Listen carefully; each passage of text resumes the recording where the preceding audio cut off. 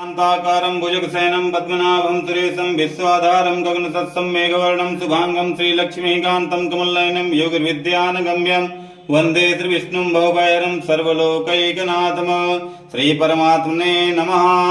अथ विष्णुसहस्रनामस्तोत्रम्। ॐ यस्य स्मरणमात्रेण जन्म संसारबन्धनात् विमुच्यते नमस्तस्मै विष्णवे प्रभविष्णवे।